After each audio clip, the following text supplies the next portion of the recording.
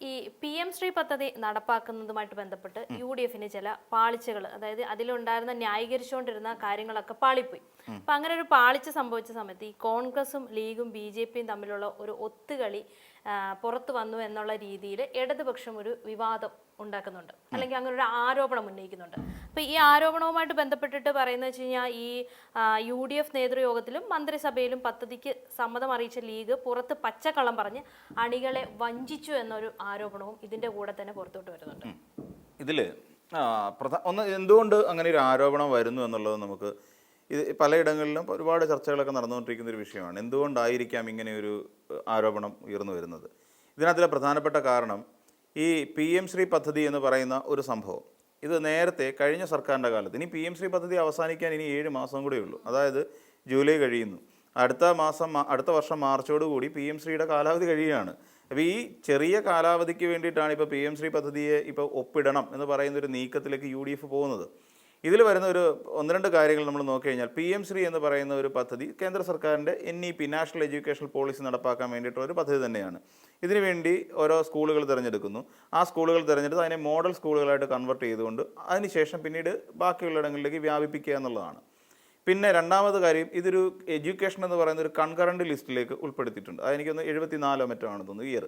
അപ്പം കൺകറൻറ്റ് ലിസ്റ്റിലേക്ക് ഉൾപ്പെടുത്തുകയും ചെയ്ത ഒന്നാണ് എഡ്യൂക്കേഷൻ. അപ്പം ഇത്രയും കാര്യങ്ങൾ നമ്മൾ അറിഞ്ഞിരിക്കുക എന്നുള്ളതാണ്. ഇതിന് ശേഷം നമ്മൾ നോക്കിക്കോളൂ, PM ശ്രീ എന്ന് പറയുന്ന ഒരു പ്രോജക്റ്റ് ഇങ്ങനെ വന്നു, അത് ഒപ്പിട്ടാൽ നിങ്ങൾക്ക് മുടങ്ങിക്കിടക്കുന്ന ഫണ്ട് തരാം എന്നായിരുന്നു കേന്ദ്രം പറഞ്ഞത്. എന്നാൽ ഇതുമായി ബന്ധപ്പെട്ടുകൊണ്ട് സംസ്ഥാന സർക്കാർ ഒപ്പിട്ടത് അതിൻ്റെ MOU-ലാണ്. ആ MOU-ൽ ഒപ്പിടുകയും മെമ്മോറണ്ടം ഓഫ് അണ്ടർസ്റ്റാൻഡിങ് എന്ന് പറയുന്ന ഒന്നാണ്. അപ്പോൾ ധാരണാപത്രത്തിൽ ഒപ്പിടുന്നു. ഈ ഒപ്പിടുമ്പോൾ അതിൽ നിന്ന് അവർക്ക് നൽകിയത് SSA ഫണ്ടാണ്, സർവശിക്ഷാ അഭിയാൻ്റെ ഫണ്ടാണ് അവർ നൽകുന്നത്. അപ്പം ഈ ഫണ്ടാണ് 90 കോടി രൂപ സംസ്ഥാന സർക്കാർ വാങ്ങുകയും ചെയ്തു. ഈ സമയത്ത് UDF എന്ന് പറയുന്ന ഒരു മുന്നണി ഇവിടെ വലിയ വിവാദം ഉണ്ടാക്കി. ഇത് ഒരു പാലമായിട്ട് പ്രവർത്തിക്കുന്നുവെന്നും PM ശ്രീ നേരത്തെ ശ്രീ M ആയിരുന്നെങ്കിൽ ഇപ്പോൾ PM ശ്രീ ആണ് ഇതിൻ്റെ പാലമായി പ്രവർത്തിക്കുന്നതെന്നും ഈ PM ശ്രീ പദ്ധതി ഒപ്പിടാൻ വേണ്ടിയിട്ട് ധർമ്മേന്ദ്ര പ്രധാനും പിന്നെ മുഖ്യമന്ത്രിയും അല്ലെങ്കിൽ V ശിവൻകുട്ടിയും തമ്മിൽ ഒരു പാലമായി പ്രവർത്തിക്കുന്നത് ജോൺ ബ്രിട്ടാസ് MP ആണ് എന്ന് അടക്കമുള്ള വലിയ ഗുരുതരമായ ആരോപണങ്ങൾ ഉന്നയിച്ചുകൊണ്ട് UDF രംഗത്തേക്ക് വരുന്നു, പ്രതിപക്ഷം രംഗത്തേക്ക് വന്നു അന്നത്തെ. അപ്പോൾ തന്നെയാണ് ഈ തെരഞ്ഞെടുപ്പുമായി ബന്ധപ്പെട്ടുകൊണ്ട് ഇതിനെ എങ്ങനെ ഡൈവേർട്ട് ചെയ്യാം എന്നുള്ളതായിരുന്നു. അതായിരുന്നു ശരിക്കും പറഞ്ഞാൽ UDF ശ്രമിച്ചത്.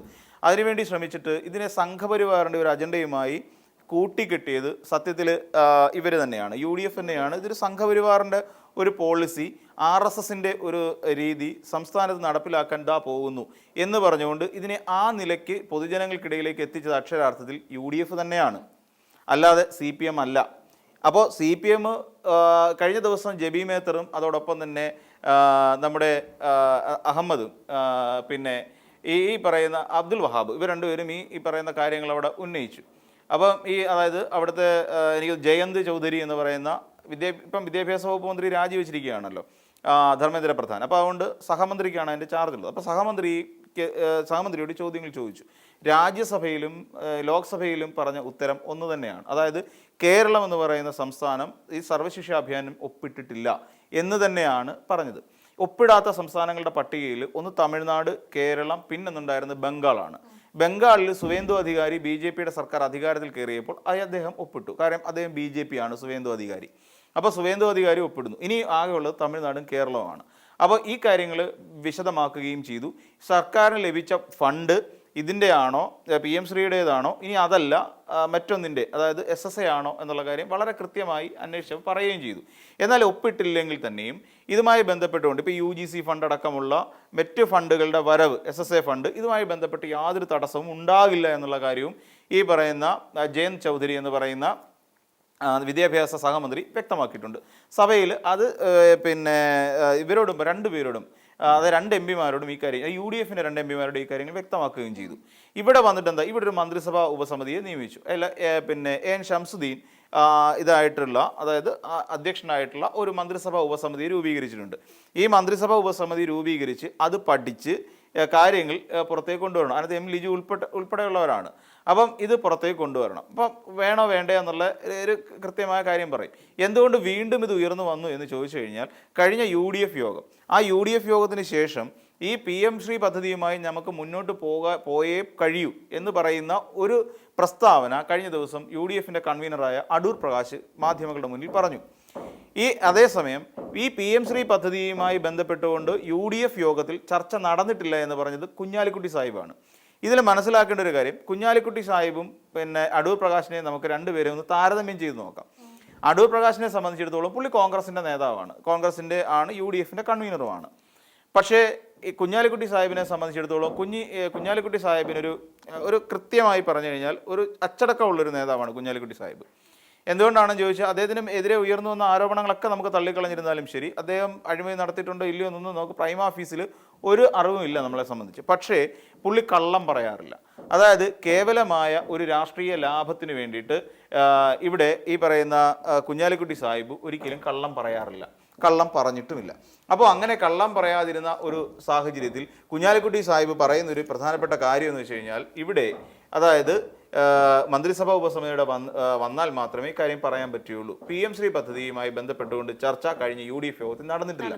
പിന്നെ എന്തിനായിരുന്നു അടൂർ പ്രകാശ് ഇങ്ങനെ ഒരു കള്ളം വന്നിരുന്നു മാധ്യമങ്ങളുടെ മുന്നിൽ പറഞ്ഞത്? അവിടെ പ്രചരിപ്പിക്കാൻ ശ്രമിക്കുന്നത് എന്താണെന്നറിയാമോ? അവിടെ പ്രചരിപ്പിക്കാൻ വീണ്ടും കഴിഞ്ഞുപോയ ഇവരുടെ ഒരു അജണ്ട വീണ്ടും അടിച്ചേൽപ്പിക്കാൻ ശ്രമിക്കുകയാണ്. ദാറ്റ് മീൻസ് ഇവിടെ ഇടതുപക്ഷം കാരണമാണ് ഞങ്ങൾക്ക് ഇതിൽ ഒപ്പിടേണ്ടി വരുന്നത് എന്ന തരത്തിൽ വീണ്ടും ഒരു വ്യാപക പ്രചരണം നടത്താൻ ഉദ്ദേശിക്കുകയാണ്. ഇനി അത് നമുക്ക് മാറ്റിവെക്കാം. ഇതിനകത്ത് UDF CPM അല്ലെങ്കിൽ LDF ഉയർത്തുന്ന അല്ലെങ്കിൽ പ്രതിപക്ഷം ഉയർത്തുന്ന പ്രധാനപ്പെട്ട ആരോപണം എന്ന് വെച്ച് കഴിഞ്ഞാൽ, ഇവിടെ ഒരു തരത്തിൽ പറഞ്ഞാൽ BJPക്ക് അനുകൂലമായി RSSന്റെ അജണ്ട ഇവിടെ നടപ്പിലാക്കാൻ ശ്രമിക്കുകയാണ് UDF സർക്കാർ എന്നുള്ള ഒരു ആരോപണം മുന്നോട്ട് വയ്ക്കുന്നു. ഇവർക്ക് ആരോപണം മുന്നോട്ട് വയ്ക്കാൻ ഒരുപാട് കാരണങ്ങളുണ്ട്. ഈ കാരണങ്ങളിൽ ഏറ്റവും എന്തുകൊണ്ട് ഇതൊക്കെ പറയുന്നു എന്ന് ചോദിച്ചാൽ, VD സതീശനെ ഇപ്പോഴും ഒരു BJP ഏജന്റ് എന്നുള്ള നിലയിൽ തന്നെയാണ് പ്രതിപക്ഷം വിലയിരുത്തുന്നത്. അതിന് ചില കാരണങ്ങൾ ചൂണ്ടിക്കാണിക്കാനുണ്ട്. അതിൽ തുടക്കം മുതൽ തന്നെ നമ്മൾ പലപ്പോഴും ചർച്ച ചെയ്ത വിഷയമാണ്. തുടക്കം മുതൽ തന്നെ അദ്ദേഹം പിന്നെ വന്ദേ മാതരവുമായി ബന്ധപ്പെട്ട് ഉയർന്ന ഒരു വിവാദം, പിന്നീട് അദ്ദേഹം ജാതി വാൽ ഉപയോഗിച്ചുകൊണ്ട് സത്യപ്രതിജ്ഞ ചെയ്തത്, പിന്നീട് നമ്മൾ നോക്കിക്കഴിഞ്ഞാൽ അതിനകത്ത് അദ്ദേഹം നടത്തിയിട്ടുള്ള നിയമനങ്ങൾ അടക്കമുള്ള കാര്യങ്ങൾ, ഇതെല്ലാം നമ്മൾ പരിശോധിക്കുമ്പോൾ BJP എന്ന് പറയുന്ന ഒരു രാഷ്ട്രീയ പാർട്ടിയോട് അല്ലെങ്കിൽ ഒരു RSS അജണ്ടയുടെ ഏജന്റ് പോലെ VD സതീശൻ പ്രവർത്തിക്കുന്നു എന്ന് പറയുന്ന പ്രതിപക്ഷത്തിൻ്റെ ആരോപണത്തോട് നമുക്ക് യോജിക്കേണ്ടി വരും. ഇനി രണ്ടാമത്തെ കാര്യം, ഇവിടെ മുസ്ലിം ലീഗ് ഇനി RSS അജണ്ടയുമായി നടപ്പിലാക്കാൻ ശ്രമിക്കുന്നുണ്ടോ എന്നുള്ളൊരു രണ്ടാമത്തെ ചോദ്യം നമ്മുടെ മുന്നിൽ വരുന്നുണ്ട്. ആ രണ്ടാമത്തെ ചോദ്യത്തിൽ എന്നാൽ ലീഗിന് ഇതിൻ്റെ ഗുണമുണ്ടോ എന്ന് ചോദിച്ചാൽ ഉണ്ട് എന്ന് പറയേണ്ടി വരും. കാരണം എന്താണ്? ചന്ദ്രിക എന്ന് പറയുന്ന ലീഗിൻ്റെ മുഖപത്രവുമായി ബന്ധപ്പെട്ടുകൊണ്ട് ഒരു വലിയ വിഷയം നടന്നിട്ടുണ്ട്. അതായത് അതിൻ്റെ ED അന്വേഷണത്തിന് ഒരു സാധ്യത അവിടെയുണ്ട്. ഫണ്ട് വെട്ടിപ്പ് എന്ന് പറയുന്നൊരു സാധനം. ഇതിനെ തടയിടാൻ വേണ്ടിയിട്ട് ലീഗ് കൂടി ഇതിനെ BJPക്ക് അനുകൂലമായി നിൽക്കുന്നു എന്നൊരു ആരോപണവും കൂടി ഉയർന്നു വരുന്നുണ്ട്. ലീഗിനെ എതിർക്കാം, ലീഗിന് ഈസിയായിട്ട് എതിർക്കാം.